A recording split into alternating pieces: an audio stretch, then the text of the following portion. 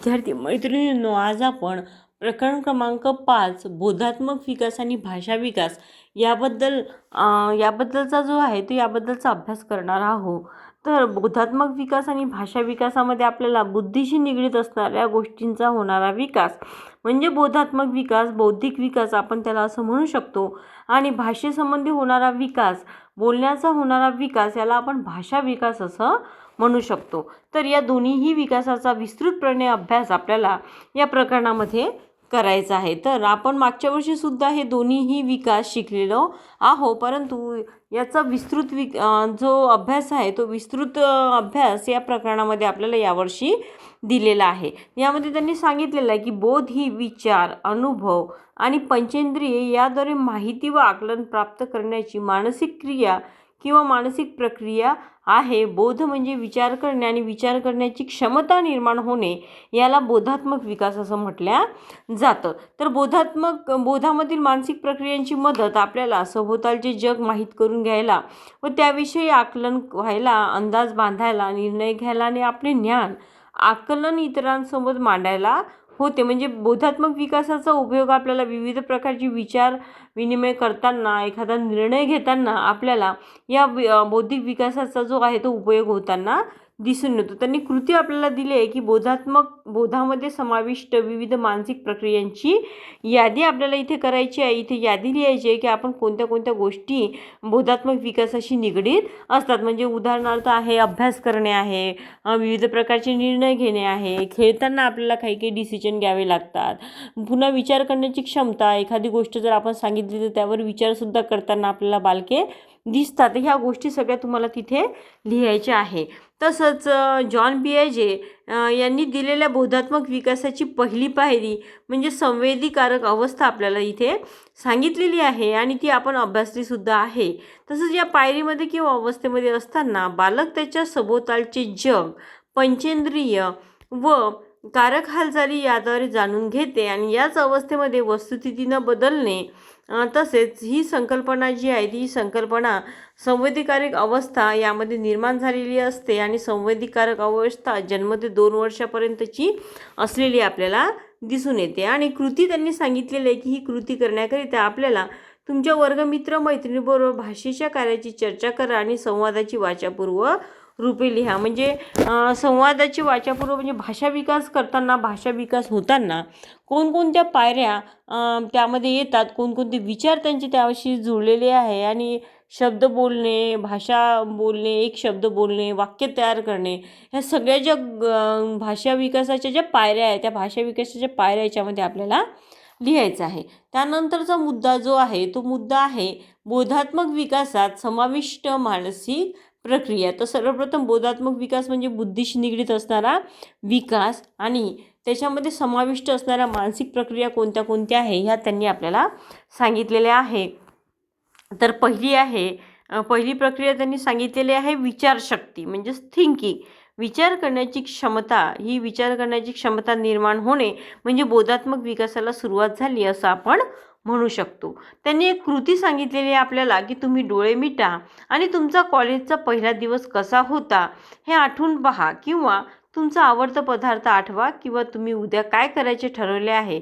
आता तुम्ही विचार करून बघा की या कृती करताना तुम्ही नेमका कोणता विचार केला. म्हणजे डोळे मिटल्यानंतर त्यांनी सांगितलं आहे की विविध प्रकारचे त्यांनी प्रश्न आपल्याला दिलेले आहे आणि त्या प्रश्नावर भाष्य तुम्हाला इथे करायचं आहे की तुम्ही भाषा, प्रतिमा, आवाज, गंध, स्मृती, संकल्पना, कल्पना, चिन्ह, खुणा यांचा वापर, रचना किंवा पुनर्रचना करून किंवा माहिती हाताळून विचार करता होय ना. म्हणजे त्यांनी आपल्याला सांगितले की ह्या सगळ्या गोष्टींचा विचार आपण डोळे मिटून घेतल्यानंतर ह्या सगळ्या गोष्टी आपल्यामध्ये विचारांमध्ये समाविष्ट होताना आपल्याला दिसून येतात. एखादी आठवण असेल, आता पदार्थ सांगितले आहे, तुम्हाला जर एखादा पदार्थ आवडत असेल, उदाहरणार्थ तुम्हाला शिरा आवडत असेल, लाडू आवडत असतील, तर मग त्याची तुम्हाला पहिले त्याचं चित्र दिसेल. एखाद्या वेळेस तुम्हाला त्याचा सुवाससुद्धा आवडतो, तो सुद्धा यायला लागतो. विविध प्रकार त्याच्या कसा लाडू केला जातो, असे विविध प्रकारचे आकार ह्या जे विचार आहे, विचार करताना तुम्हाला ते तुमच्या डोळ्यासमोर उभे राहिलेलं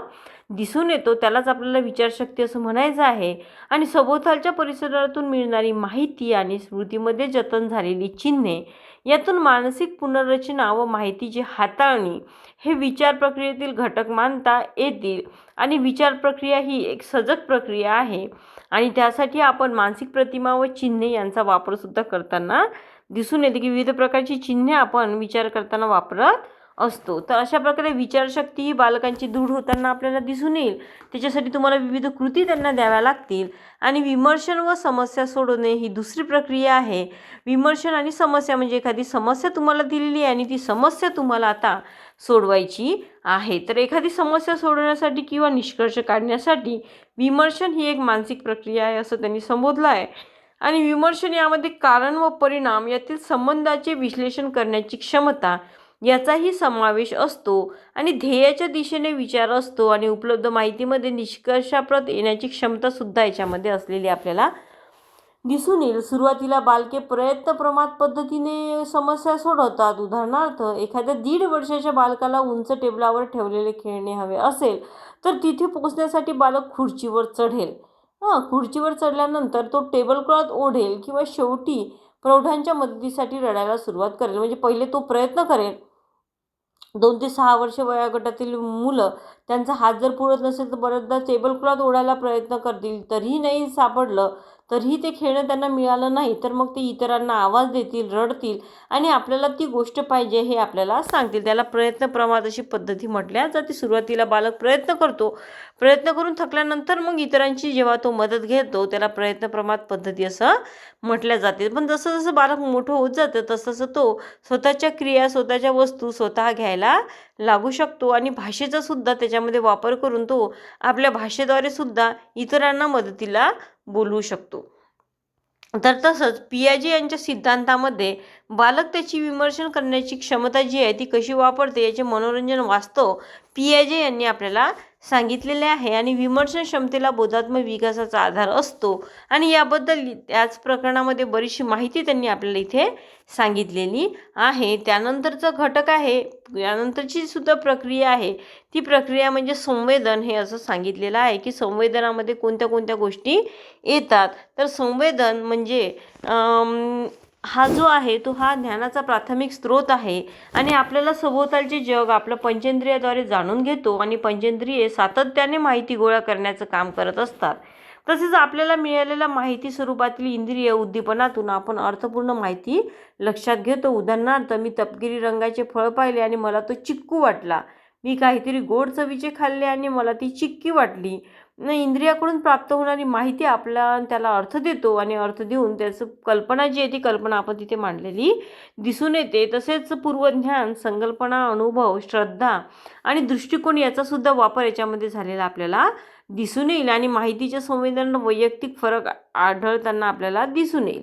तर संवेदन याला इंग्रजी परिभाषेत जे आहे ते प्रिपरेशन असा शब्द त्याचा सांगितलेला आहे. आणि हे आहे या जे आहे त्याचं विशेष करून आपल्या इंद्रियाकडून आलेल्या माहितीबाबत आपण त्याच्यामध्ये जागरूक होताना दिसून येतं. असं आपल्याला दिसून येतं की प्रिपरेशन आहे की नाही, ती प्रिपरेशन करणे म्हणजे त्याला तयारी करणे हे सुद्धा आपण एक त्याला घटक म्हणू शकतो. त्यानंतरची प्रक्रिया त्यांनी स्मरण असं सांगितलेलं आहे. तर स्मरण या पद्धतीबद्दल, प्रक्रियेबद्दल आपण पुढच्या भागामध्ये बघू. धन्यवाद.